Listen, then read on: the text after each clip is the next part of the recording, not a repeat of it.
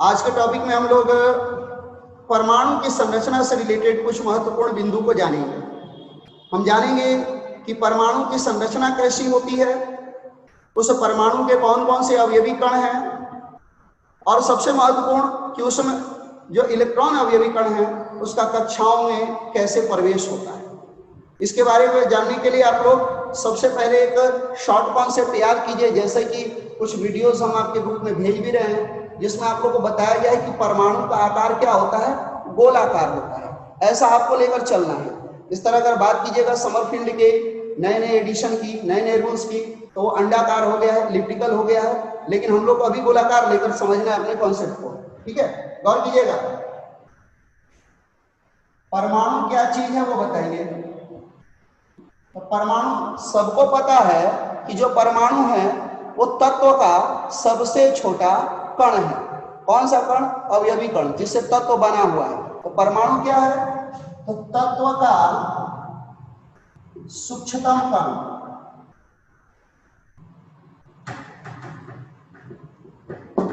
यानी तत्व के सूक्ष्मतम कण को हम क्या बोलते हैं? परमाणु। क्लियर? परमाणु में कोई दिक्कत नहीं है, जिसको आप लोग एटम बोलते हो। हालांकि पहले डाल्टन ने जो सिद्धांत दिया था, डाल्टन का परमाणु सिद्धांत, जो 1808 में आया था, तो उसमें एटम ग्रीक शब्द से लिया गया था, जिसका मतलब होता है नॉट कटेबल, यानी जिसको विभाज्य नहीं किया जा सकता। डाल्टन ने तो बताया था कि परमाणु अविभाज्य होता है, लेकिन जैसे जैसे थ्योरी आगे बढ़ती गई परमाणु विभाजित हुआ, अध्ययन उसका बहुत विस्तृत हो गया। तो परमाणु विभाजित होता है, इसमें कोई शक की बात नहीं है। ठीक है ना? दूसरा पॉइंट ध्यान दीजिएगा, परमाणु तत्व का सूक्ष्मतम कण है, और परमाणु का जो आकार होता है, आकार कैसा होता है इसका? आकार बराबर गोलीय होता है। परमाणु का आकार कैसा होता है? गोलीय। परमाणु का आकार होता है गोलीय, कंप्लीट, मतलब स्फेरिकल। ये मान के चले हम। क्या परमाणु सबसे छोटा भाग है पदार्थ का? नहीं, परमाणु सबसे छोटा भाग नहीं है, क्योंकि परमाणु को भी छोटे छोटे भागों में तोड़ा गया है।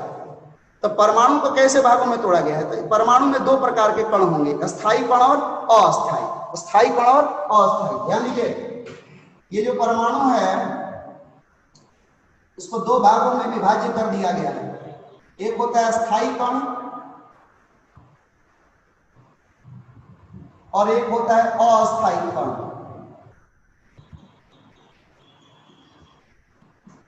परमाणु को विभाजित किया गया है। डाल्टन के हिसाब से ये अविभाज्य है, विभाजित नहीं होना चाहिए, लेकिन ये विभाज्य है। राइट? ध्यान दीजिएगा, नाम से ये स्पष्ट हो रहा है, स्थायी कण का मतलब ये हमेशा रहेंगे, और अस्थायी कण का मतलब ये रह भी सकते हैं और नहीं भी रह सकते हैं। ठीक है? तो स्थायी कण में कौन कौन आते हैं उनको देख लीजिए। उनको देखने से पहले ये जान लीजिए कि जो स्थायी कण होते हैं, स्थायी कण को ही हम लोग मौलिक कण कहते हैं। इसी को मौलिक कण यानी फंडामेंटल पार्टिकल्स कहते हैं। ठीक है? मौलिक कण मतलब फंडामेंटल पार्टिकल्स, मतलब इसके बिना परमाणु का बनना संभव नहीं है। इसमें मौलिक कण कौन कौन है? इलेक्ट्रॉन है, ये महत्वपूर्ण है, यही हमको पढ़ना है। प्रोटॉन है और न्यूट्रॉन है। इलेक्ट्रॉन को हम लोग ई माइनस से सूचित करते हैं। ध्यान रखिएगा, अब संकेत पर ध्यान रखिएगा। इलेक्ट्रॉन के ऊपर ई माइनस, प्रोटॉन के ऊपर पी लिखते हैं, कहीं कहीं पी के ऊपर प्लस भी लिखा हुआ मिल जाता है। न्यूट्रॉन को हम लोग N0 से सूचित करते हैं। यानी इसके संकेत से पता चल गया इलेक्ट्रॉन के ऊपर ऋण आवेश है, प्रोटॉन के ऊपर धन आवेश है, और न्यूट्रॉन के ऊपर 0 यानी न्यूट्रॉन उदासीन है। कंप्लीट? इतना अपने दिमाग में फिट रखना है। अब अस्थायी कण कौन है? जो रह भी सकते हैं, नहीं भी रह सकते हैं, वो कण कौन है? तो ये हो गया meson, photon, anti proton,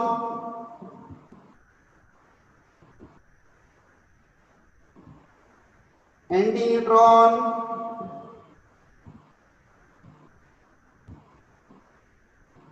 etc. बहुत हो जाएंगे। ये रेडियो सक्रिय तत्वों में होते हैं, जिनसे अल्फा बीटा गामा किरणें बाहर निकलती हैं। ठीक है? हमको पढ़ना है ये स्थायी वाले मौलिक कण, क्योंकि ये डिफिनिट रहेंगे और इसी के आधार पर हम लोग आगे बढ़ते हैं। कंप्लीट? तो स्थायी कण में, परमाणु के स्थायी कण यानी मौलिक कण में कौन कौन है? इलेक्ट्रॉन, प्रोटॉन और न्यूट्रॉन। कंप्लीट? तो अगर कोई पूछे कि परमाणु के मौलिक कण कौन है, फंडामेंटल पार्टिकल्स कौन है, ठीक है, तो आपको बता देना इलेक्ट्रॉन, प्रोटॉन, न्यूट्रॉन, इनका संकेत क्या है, तो संकेत भी बता देना है। आवेश क्या होता है ये भी यहाँ पर लिखा हुआ है। इलेक्ट्रॉन के ऊपर इकाई ऋण आवेश, प्रोटॉन के ऊपर इकाई धन आवेश, और न्यूट्रॉन जो है उदासीन है। कंप्लीट इतना। फिर आगे बढ़ते हैं, आगे ध्यान दीजिए। अब बात करते हैं हम परमाणु के अस्थायी कण, इलेक्ट्रॉन, प्रोटॉन, न्यूट्रॉन की, ठीक है। तो परमाणु के मौलिक कण कौन कौन है? इलेक्ट्रॉन, प्रोटॉन और न्यूट्रॉन। ध्यान दीजिए, इलेक्ट्रॉन, प्रोटॉन और न्यूट्रॉन। तो चूंकि ये टॉपिक आ गए हैं तो इनके खोजकर्ता का नाम पर भी हम लोग बात कर लेते हैं, क्योंकि कंपटीशन वगैरह में, एग्जाम्स वगैरह में इनके खोजकर्ता का नाम आते रहता है। इनके खोजकर्ता का क्या नाम होगा वो हम लोग देख लेते हैं। ध्यान दीजिए, इलेक्ट्रॉन, प्रोटॉन, न्यूट्रॉन। इलेक्ट्रॉन के लिए जे टॉमसन आएगा, जे टॉमसन, ठीक है। प्रोटॉन के लिए आए रदरफोर्ड, और न्यूट्रॉन के लिए आए जेम्स चैडविक।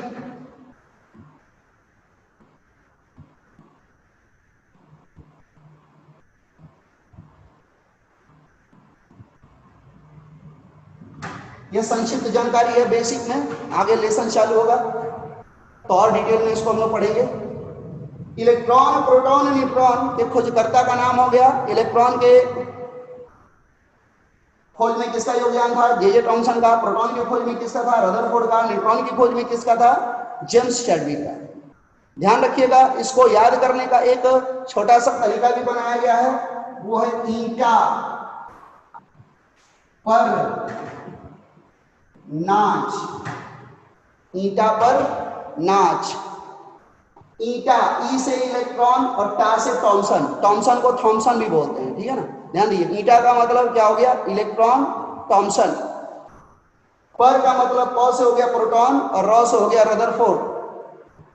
नाच, नौ से न्यूट्रॉन और च से चैडविक। क्लियर? सर, आवेश और संकेत तो आप लोग जान चुके हैं। अब परमाणु की बात करते हैं। इस परमाणु में ये रहते कहाँ हैं?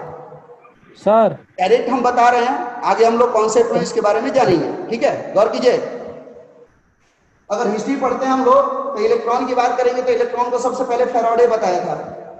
फैराडे जो थे उन्होंने बताया था, लेकिन कुछ प्रमाणित नहीं किया, आगे बढ़ते गए और जे टॉमसन का योगदान ज्यादा हो गया, इसलिए इलेक्ट्रॉन के खोजकर्ता का श्रेय किसको दे दिया गया? जे टॉमसन। प्रोटॉन में आते हैं तो प्रोटॉन में गोल्डस्टीन आता है। गोल्डस्टीन ने प्रोटॉन का प्रयोग किया था, लेकिन गोल्डस्टीन भी ज्यादा कुछ नहीं बता पाए। जैसे जैसे एक्सपेरिमेंट आगे बढ़ा तो रदरफोर्ड ने जो अपना नाभिकीय मॉडल दिया था उसके आधार पर कहा गया कि रदरफोर्ड ही प्रोटॉन के असली जनक है। और न्यूट्रॉन को तो सबसे लेटेस्ट है 1932 ईस्वी में खोजा था जेम्स चैडविक ने, इसमें कोई विवाद नहीं है। जो परमाणु होता है वो होता है गोलीय, गोलाकार, राइट। इस गोलाकार में इलेक्ट्रॉन, प्रोटॉन, न्यूट्रॉन कहाँ रहते हैं वो समझिएगा। ये मान लिया गया कि ये एक गोला है परमाणु। ये परमाणु की संरचना हमने बना दी गोल। ये जो गोल संरचना बनी हुई है, इस गोल संरचना में एक सेंटर होगा जिसको हम नाभिक बोलते हैं। ये बीच में यहां पर आ गया नाभिक। नाभिक ये कहलाता है नाभिक। और नाभिक के चारों ओर ये जो वृत्ताकार पथ होता है इसको बोलते हैं कक्षा। नाभिक को इंग्लिश में बोलते हैं न्यूक्लियस और कक्षा को बोलते हैं सेल। इस नाभिक में न्यूट्रॉन और प्रोटॉन रहते हैं। N+P लिख दिए हैं, न्यूट्रॉन प्लस प्रोटॉन। और इस कक्षा में चारों ओर चक्कर लगाता है इलेक्ट्रॉन। तो आपको पता चल गया, कोई भी परमाणु जो गोल होता है उस गोलीय परमाणु में नाभिक में रहता है न्यूट्रॉन और प्रोटॉन, और इलेक्ट्रॉन नाभिक के चारों ओर क्या करता है? चक्कर लगाता है। यानी इलेक्ट्रॉन नाभिक के चारों ओर वृत्ताकार पथ पर रहता है, जिसको हम क्या बोलते हैं? कक्षा। और न्यूट्रॉन और प्रोटॉन इस परमाणु के केंद्र में रहते हैं, जिसे हम बोलते हैं नाभिक। कंप्लीट। अब गौर कीजिएगा, अब हमारा सवाल यह है कि इलेक्ट्रॉन क्या कक्षा में रहता है? क्या इलेक्ट्रॉन कक्षा में रहता है? यही तो हमारी मार्केबल पॉइंट है। इसी पॉइंट को तो हमको समझना है कि क्या इलेक्ट्रॉन कक्षा में रहता है, राइट? नहीं अगर वही कक्षा सर। में नहीं रहता है तो कहाँ रहता है? इन बातों को हमको समझना है, तभी हम इलेक्ट्रॉनिक विन्यास सीख पाएंगे। हमारा मेन उद्देश्य आपको इलेक्ट्रॉनिक विन्यास सिखाना। अब ध्यान दीजिएगा, हमको यह पता चल चुका है कि जो इलेक्ट्रॉन है ई माइनस, इलेक्ट्रॉन को हम ई माइनस से डिनोट करें। इलेक्ट्रॉन किसमें है? कक्षा में। इलेक्ट्रॉन है कक्षा में, यहां पे काम खत्म नहीं हुआ। इलेक्ट्रॉन कक्षा में नहीं, इलेक्ट्रॉन कक्षा में नहीं, कक्षा किसमें है? कक्षा में उपकक्षा, और उपकक्षा में कौन होता है? ऑर्बिटल।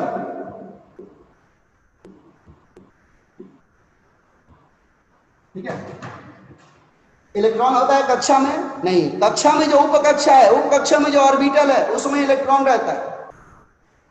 अब कहिएगा सर ये कक्षा क्या है, उपकक्षा क्या है, ऑर्बिटल क्या है?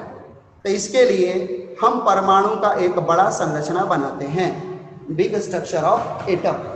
गौर कीजिए, ये देखिए, ये पहली कक्षा, ये दूसरी, ये तीसरी, ये चौथी, कंप्लीट। गौर करते जाइए, इस नाभिक में प्रोटॉन और न्यूट्रॉन है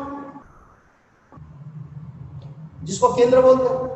यहां पहली कक्षा है, इसको आपने किस किस से डिनोट किया है? के एल एम एन, ठीक है, के एल एम एन, ऐसा आपने ओल्ड स्टाइल में डिनोट किया था। लेकिन अगर गिनती में अगर करना हो, ये गिनती क्या होगी? ध्यान दीजिए, 1 2 3 4। ये कक्षाएं कहां तक जाएंगी?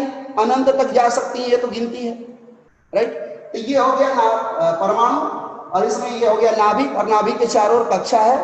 ओल्ड स्टाइल में K L M N, new style में 1 2 3 4। संकेत छोटा एन होता है कक्षा का। कंप्लीट। गौर कीजिए, यानी कक्षा का संकेत क्या हुआ ये आपको पता चल गया। आपको अभी संकेतों पर ध्यान रखना है ना। कक्षा को हम किससे डिनोट करेंगे? तो कक्षा को हम लोग डिनोट करेंगे, कक्षा बराबर K L M N O dot dot dot बढ़ते जाएंगे हम लोग। इसी को एन कहते हैं। एन बराबर के लिए 1 2 3 4 5 6 डॉट डॉट डॉट इंफिनिटी तक चले जा सकते हैं। तो के एल एम एन ओ लिखा हो या 1 2 3 4 लिखा हो, समझ जाओ ये कौन सी है? कक्षा है भैया। ये कौन सा पार्ट है? कक्षा। अब कक्षा को छोटे छोटे भागों में बांट दिया गया है, जिसको हम क्या बोलते हैं? उपकक्षा। जिसको हम क्या बोलते हैं? उपकक्षा। गौर कीजिएगा, तो उपकक्षा को हम लोग किससे सूचित करते हैं? सवाल ये होगा कि उपकक्षा को किससे सूचित करेंगे? तो ध्यान दीजिए, आपने पीरियोडिक टेबल अगर पढ़ा है तो पीरियोडिक टेबल में 4 ब्लॉक हैं, S block, P block, D block, F block. S block, P block, D block, F block. वास्तव में यही उपकक्षा है। जो एसपीडीएफ लिखते हो वही क्या है? उपकक्षा है। देखिए, S small letter, P D F G H I dot dot dot, ये भी चला जाएगा अनंत तक। लेकिन ध्यान रखिएगा, जब आपने अपने पीरियोडिक टेबल को देखा है तो उसमें 18 वर्ग और 7 आवर्त होते हैं। वर्ग कितने होते हैं? 18, और आवर्त कितने होते हैं? 7। यानी आपका जो परमाणित कक्षाएं हैं वो कितनी है? 7। मतलब ये गिनती 1 2 3 4 5 6 7 तक परमाणित है, जो कि आपको ज्ञात है और पीरियोडिक टेबल में उसको स्थान दिया गया है। लेकिन उपकक्षाएं कितनी है? तो आपके पीरियोडिक टेबल में ब्लॉक कितने हैं भैया? 4 ब्लॉक हैं, S block, P block, D block, F block. ये 4 ब्लॉक तो ठीक है, S block, P block, D block, F block. S P D F ये ब्लॉक तो रहेंगे। ये एफ तक प्रमाणित है, सत्यापित है, मतलब एफ तक रहेगा।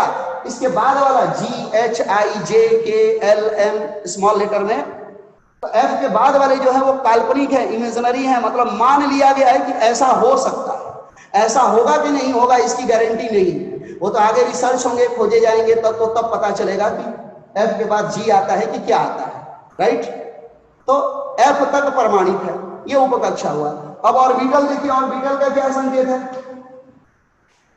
ऑर्बिटल जो होता है ये वर्गाकार बॉक्स है, ये इस तरह हम बॉक्स डालते हैं ऑर्बिटल, और इसी ऑर्बिटल में कौन रहता है? इलेक्ट्रॉन। इसी ऑर्बिटल में कौन रहता है? इलेक्ट्रॉन। तो ध्यान रखिएगा, कक्षा में होती है उपकक्षा और उपकक्षा में होता है ऑर्बिटल, और ऑर्बिटल में रहता है इलेक्ट्रॉन। कैसे रहता है वो देखिए। अब यहाँ पे कक्षा हो गई है, उपकक्षा हो गई एसपीडीएफ। तो एसपीडीएफ में अब सवाल था कि कितने ऑर्बिटल होंगे। दिमाग में बाबू थोड़ा इसको याद कर लेना, आप लोग समझ लेना, तो आगे आपको समझने में आसानी होगी, ठीक है ना। तो कितने ऑर्बिटल होंगे वो समझिए उपकक्षा में। एस उपकक्षा है ना, एस उपकक्षा में एक ऑर्बिटल होगा, पी उपकक्षा में 3 ऑर्बिटल होंगे। अब ध्यान रखिएगा, यहां से जैसे जैसे आगे बढ़ोगे ना, दो ऑर्बिटल बढ़ेगा। जैसे एस में एक ऑर्बिटल है तो 1 2 3, 1 2 3 पी में हो गया। अब डी में कितना होगा? तो डी में भाई ये कितना है? 3 3 2 5, तो 5 ऑर्बिटल होंगे डी में।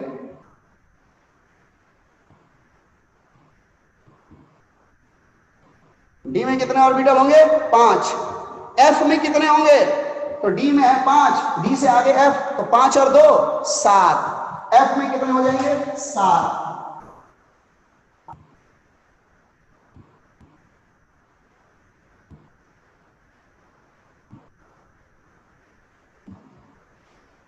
तो एस ऑर्बिटल में, एस उपकक्षा में ध्यान दीजिए, एस उपकक्षा में 1 ऑर्बिटल, पी उपकक्षा में 3 ऑर्बिटल, डी उपकक्षा में 5 ऑर्बिटल, और एफ उपकक्षा में 7 ऑर्बिटल होंगे। दिमाग में फिट कर लीजिए। अब एक ऑर्बिटल में कितने इलेक्ट्रॉन जाएंगे? एक ऑर्बिटल में कितने इलेक्ट्रॉन जाएंगे, इसको आप कैसे समझ सकते हो? तो ध्यान दीजिए, आप जिस गांव में रहते हो उस गांव में कोई मोहल्ला होगा, वो मोहल्ला होगा ये आपकी कक्षा। ये मोहल्ला क्या हो गया? कक्षा।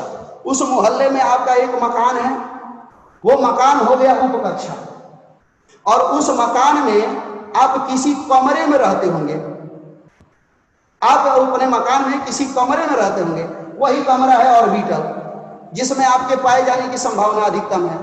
यानी नाभिक के चारों ओर उपस्थित वह स्थान जहां पर इलेक्ट्रॉन के पाए जाने की संभावना अधिकतम है, उसे हम ऑर्बिटल कहते हैं।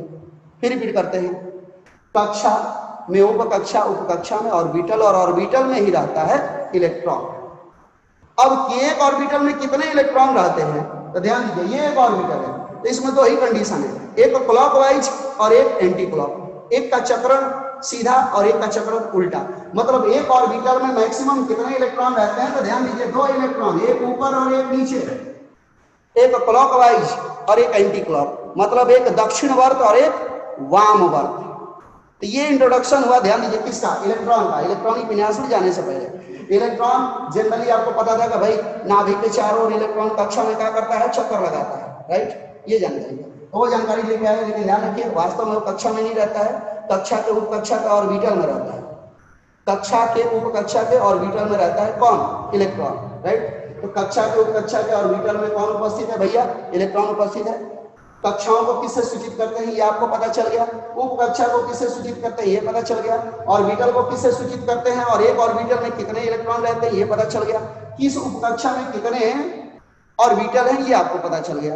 अब आपको डिसाइड करना है कि किस ऑर्बिटल में कितने इलेक्ट्रॉन होंगे। ये तो आपको पता चल गया कि भाई एक ऑर्बिटल में कितने इलेक्ट्रॉन है? 2 है। तो अब एस उपकक्षा में कितने होंगे? पी में कितने, डी में कितने, एफ में कितने? ये ध्यान रखिए, यही ध्यान रखना है, एस पी डी एफ में कितने। अब उससे ज्यादा उसमें नहीं जाएंगे, कम जा सकते हैं, ज्यादा नहीं जाएंगे, मैक्सिमम। ध्यान दीजिए, यहाँ पे देखिएगा सिंपल फॉर्मूला, एस उपकक्षा में मैक्सिमम इलेक्ट्रॉन बराबर, मैक्सिमम मतलब अधिकतम। तो ध्यान दीजिए, एक ऑर्बिटल है इसमें, तो एक ऑर्बिटल में कितने इलेक्ट्रॉन जाएंगे? 2। और पी उपकक्षा में मैक्सिमम इलेक्ट्रॉन बराबर, तो पी उपकक्षा में कितने ऑर्बिटल है? 1 2 3, 3 गो ऑर्बिटल है। और एक ऑर्बिटल में कितना इलेक्ट्रॉन जाता है? 3 इलेक्ट्रॉन जाता है, राइट? नहीं, एक ऑर्बिटल में 3 गो इलेक्ट्रॉन जाता है, नहीं, एक ऑर्बिटल में नहीं सर 2, एक ऑर्बिटल में 2 इलेक्ट्रॉन, तो यहाँ पर 3 है, 2 2 4 2 6, यानी 6 इलेक्ट्रॉन।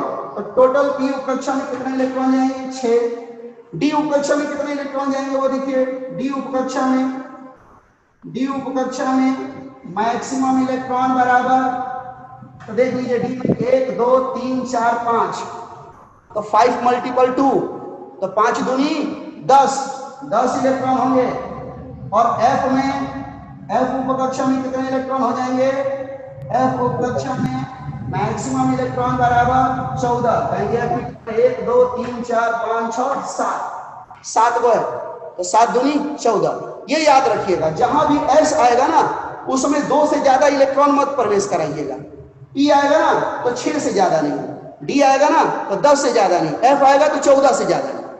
राइट, इतना अपने दिमाग में रखिएगा, ध्यान दीजिए। अब आप कहिएगा कि सर कम रह सकता है, यस कम रह सकता है, कैसे रह सकता है? ध्यान दीजिए, पी है तो पी में एक और इलेक्ट्रॉन रह सकता है, 2 भी रह सकता है, 3 भी रह सकता है, 4 भी रह सकता है, 5 भी रह सकता है, 6 भी रह सकता है, लेकिन 7 नहीं रह सकता है। तो पी में अगर चाहोगे तो 6 को प्रवेश करा सकते हैं, 6 प्रवेश करा सकते हैं इलेक्ट्रॉन का मतलब 1 भी करा सकते हैं, 2 भी करा सकते हैं, 3 भी, 4 भी, 5 भी, 6 भी। तो इतना तक हम लिखेंगे। पी में 1 लिखेंगे, 2 लिखेंगे, 3 लिखेंगे, 4 लिखेंगे, 5 लिखेंगे, 6 लिखेंगे, लेकिन 7 लिखने का कोई संभावना नहीं है। ये आपको अपने दिमाग में फिट रखना है। गौर कीजिए,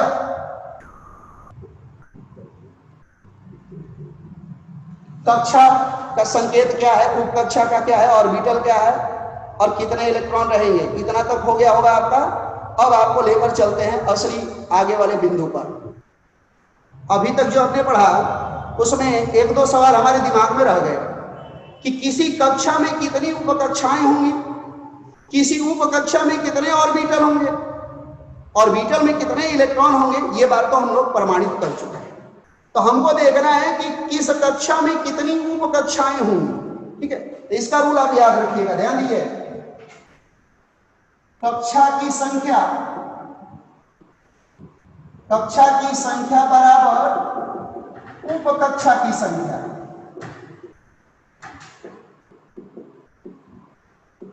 ठीक है, मतलब जितनी कक्षाएं होंगी उतनी ही उपकक्षाएं भी होंगी। अगर कक्षा 1 है तो उपकक्षा भी 1 होगी, कक्षा 2 है तो उपकक्षाएं भी 2 होंगी, कक्षाएं 3 है तो उपकक्षाएं भी कितनी होंगी? 3। ध्यान दीजिए, कैसे इसको समझेंगे वो समझिए। जैसे यहां पर हम कक्षा लिख रहे हैं और इधर लिख रहे हैं उपकक्षा। अब उपकक्षा और कक्षा में जाने से पहले ध्यान रखिएगा, कक्षा में आप लोग क्या संकेत रखते हो? 1 2 3 4 5 6, यही ना। कक्षा में आप क्या संकेत रखते हो? 1 2 3 4 5 6। ये देखिए हमने रखा 1 2 3 4 5 6 7, इतना रख दिया। साथी क्यों रखे? क्योंकि पीरियोडिक टेबल में साथी आवर्त होते हैं। अब उपकक्षा का संकेत आपको याद होगा, कक्षा की संख्या बराबर उपकक्षा की संख्या, ये तो फॉर्मूला है। कक्षा का संकेत आपको याद था KLMNO, अगर 1 है तो K। इसको आप लोग पुरानी भाषा में क्या लिखते हैं? पुरानी ओल्ड सिस्टम में इसको लिखते हैं K, इसको लिखते हैं L, इसको लिखते हैं M, इसको लिखते हैं N, इसको लिखते हैं O, इसको लिखते हैं P और इसको लिखते हैं Q। इतना तक ही जाते हैं हम लोग, KLMNO PQ। ये आप लोग 10th में भी पढ़े हैं, है ना। अब उपकक्षा की बारी है, ध्यान दीजिए।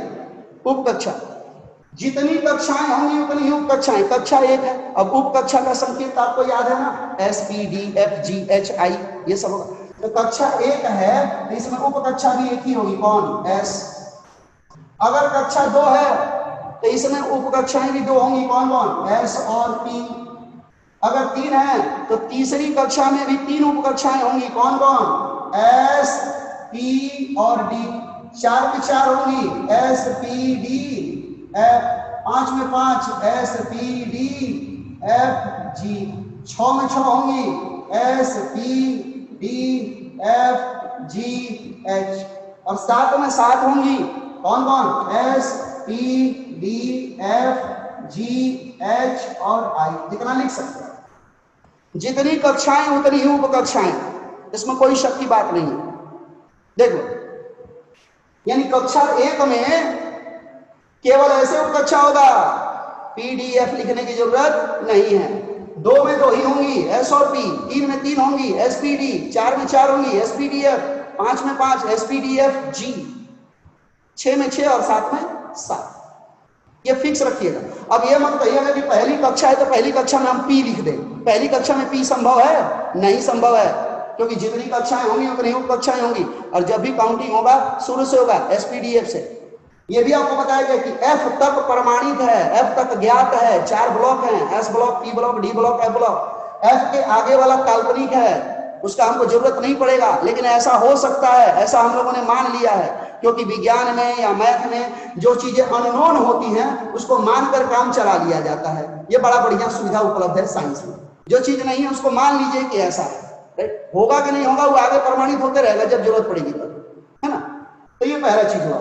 अब दूसरा पॉइंट ध्यान दीजिए, किसी उप कक्षा में कितने ऑर्बिटल होंगे, तो यह तो आपको बता ही दिया हमने। ऑर्बिटल की संख्या कितनी होगी, ध्यान दीजिए।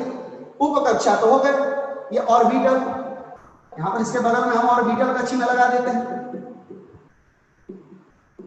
तो ऑर्बिटल का फॉर्मूला सिंपल है, n स्क्वायर। n क्या है, कक्षा को n से सूचित करते हैं। कक्षा को किससे सूचित करते हैं, n से।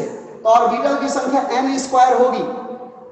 तो ध्यान दीजिए, यहां पर 1 है तो ऑर्बिटल निकालना है तो 1 स्क्वायर, मतलब एक ही ऑर्बिटल होगा। अब पूछिएगा कैसे होगा, तो प्रमाणित करेंगे, घबराइएगा मत।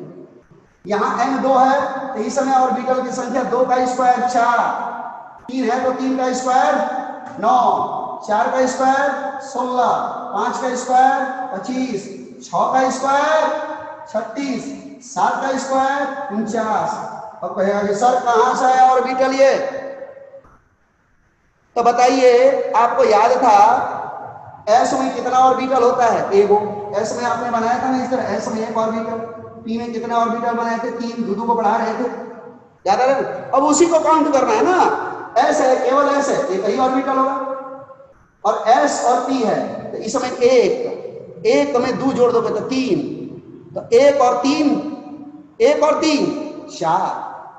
फिर ध्यान दीजिए, यहाँ 1 3 5, दो को बढ़ते जाता है, 1 3 5, तो 1 + 3 + 5, 1 3 5 जोड़ोगे तो कितना आ जाएगा, 9।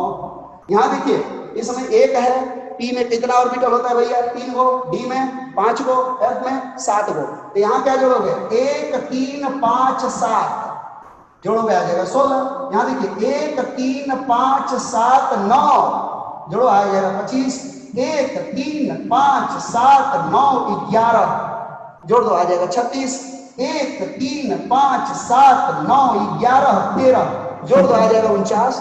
ये हो गई ऑर्बिटल की संख्या। बहुत सिंपल है, बहुत सिंपल है। इतने ऑर्बिटल होंगे भाई।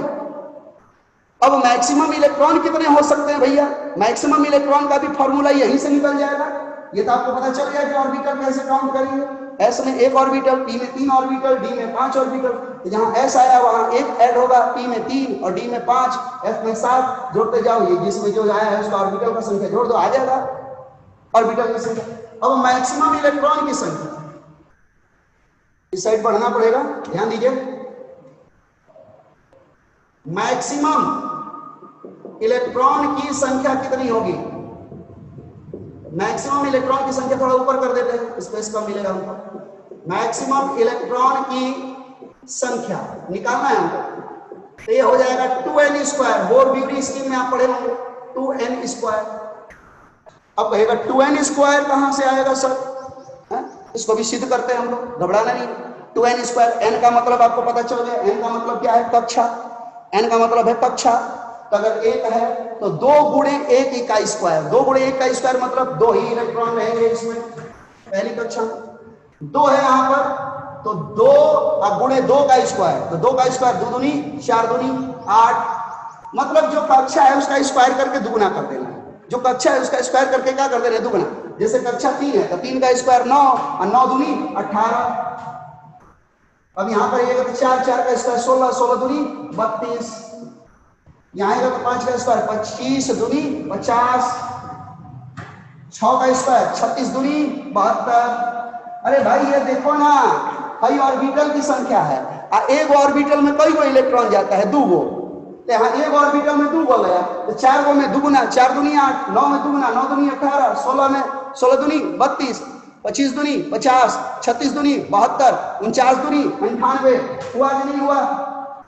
बताओ। ऑर्बिटल की संख्या निकाले, यहां तक दिक्कत नहीं है। तो एक ऑर्बिटल में कितने इलेक्ट्रॉन रहते हैं? 2 इलेक्ट्रॉन रहते हैं। तो यहाँ एक ही ऑर्बिटल है, तो एक ही ऑर्बिटल में कितना? 2 को रहेगा। यहाँ कितना ऑर्बिटल है? 4 है, तो 4 दूनी 8 इलेक्ट्रॉन रहेंगे। यहाँ कितने ऑर्बिटल है? 9, तो 9 दूनी 18 इलेक्ट्रॉन रहेंगे। यहाँ कितने हैं? 16 दूनी 32 इलेक्ट्रॉन रहेंगे। यहाँ कितने ऑर्बिटल है? 25 दूनी 50 इलेक्ट्रॉन रहेंगे। तो ये बात यहां से भी जोड़ सकते हैं आप लोग। एस में कितना इलेक्ट्रॉन जाता है? अभी पीछे बैग में तुरंत लिखिए आपने। एस में 2 इलेक्ट्रॉन जाता है, तो खाली एस है, तो खाली 2 इलेक्ट्रॉन। एस में 2 गो और पी में 6 गो, तो 2 और 6 8। देखिए 8 है कि नहीं? यहाँ देखिए एस में 2, पी में 6 और डी में 10, तो 2 6 10 18 है कि नहीं? यहाँ देखिए एस में 2, पी में 6, डी में 10 और एफ में 14 इलेक्ट्रॉन जाते हैं। जस्ट इसके पहले हमने यहाँ पर नोट करवाया। तो जोड़ दोगे 2 6 10 और 14 कितना आएगा? 32। तो कक्षा में कितनी उपकक्षा होगी, उसमें कितना ऑर्बिटल होगा और कितना मैक्सिमम इलेक्ट्रॉन होगा, इस चीज को आप लोग एकदम अपने दिमाग में फिट कर लीजिएगा, क्योंकि इसके बिना आगे वाला कॉन्सेप्ट आपको बढ़िया से समझ में आने वाला नहीं।